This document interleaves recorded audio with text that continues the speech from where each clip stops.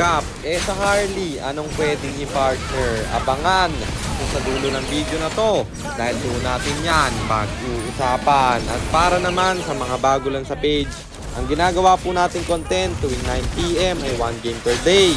Solo, rank, game at ang goal natin sa content natin na to ay mag 100 win streak. Teka, baka kilala mo lang ako at lagi kang nanonood pero hindi ka pala nakafollow sa page. I-follow mo na yan. Isa lang eh. Hi guys, nandito na tayo sa 416th day ng 1 game per day. And ang standing natin bago yung game na to ay 349,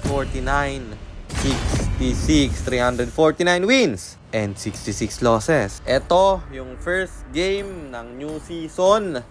At pinag-jungle agad tayo ng mga random. Pumayag pa sila na last pick ako. At Claude, ang pinakamaganda sa lineup nila kasi ginagamit ko tong jungle Claude kapag yung roamer hindi pangharas para maka free farm tayo.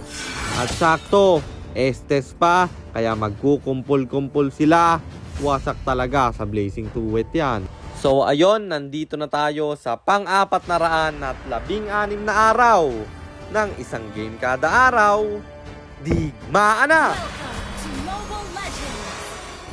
Ang rotation na ginawa ko dito ay red first. Kaya ang ikot natin papunta sa top.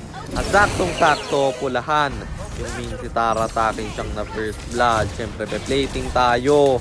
Pero pagdating niya, in-out ko na. Naka-triple kill yung Roger sa baba. Kaya ang tapang niya dito, naagawan ko pa ng crab. Kaya lalong nanggigil siya. Pero may pektana na re-resco. At huli silang tatlo. Mananak up pa ng 2. Bagsak pare-pareho at yung Gord dito mag-ulti pa. Makukuha niya yung isa. Pero may sprint siyang gagawin. Kaya turtle na lang ang aming pinukusan na libre naming nakuha. Kasi nabagsak red holder nila.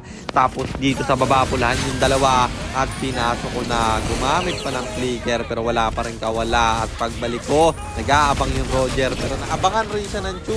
At tatlo yung napatay doon. Kaya pe-plating na naman sa baba. At babasagin natin kasi di na umabot yung mga kalaban. Tapos dito pa up na yung second turtle. Pinasok ko yung dalawa.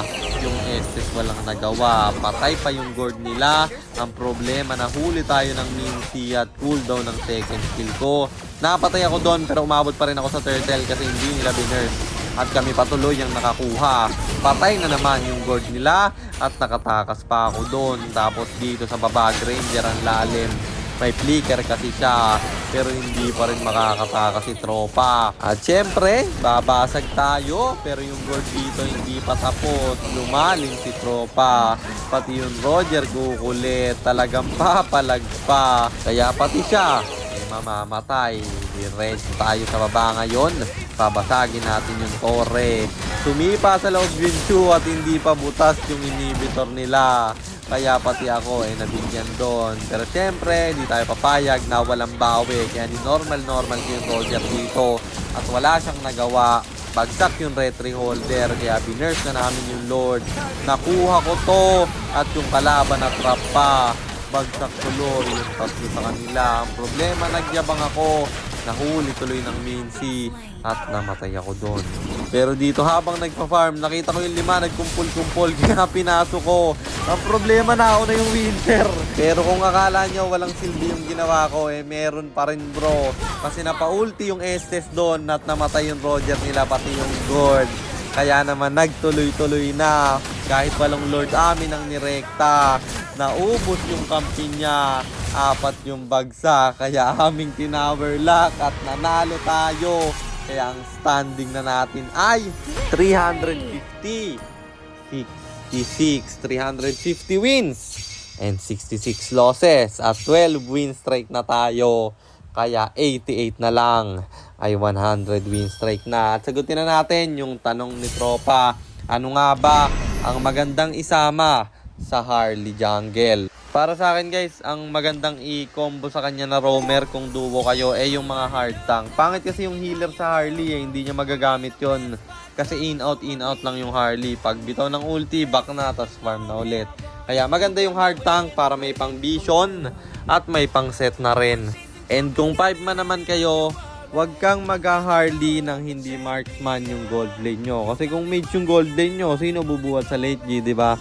Yung Harley kasi pang mid game yan eh, hindi pang late game eh. Sa late game kasi pag nag-Athena tsaka Radiant na yung kalaban, eh wala nang talab to. Kaya kailangan talaga may marksman kayo. At yun lang, sana nasagot ko yung tanong mo idol. At sana rin meron kayo natutunan sa content natin na to. At kung meron man, pakishare lang. Then after nyo i-share, mag-comment na rin kayo ng pa-shoutout para ma-shoutout ko kayo sa mga next nating content. At i-comment nyo na rin ang inyong mga katanungan kasi baka malay mo sa next nating content, comment mo naman ang mapili ko.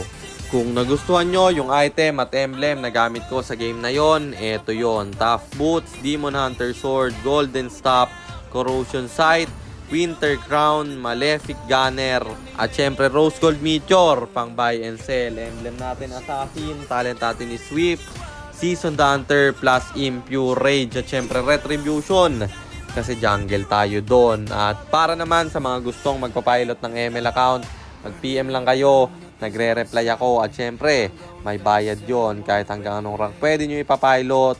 Kahit anong hero, pwede nyo ipaspam. Basta may additional payment pag magpapaspam kayo ng hero. At yun lang guys, sana nag-enjoy kayo sa content natin na to. At shoutout sa iyo James Eric Santiago, kay Antonio Nathaniel, kay Carl Aaron Oswa, at kay Roy Fornilios. Maraming salamat sa suporta. Ingat kayo palagi. God bless. Paalam!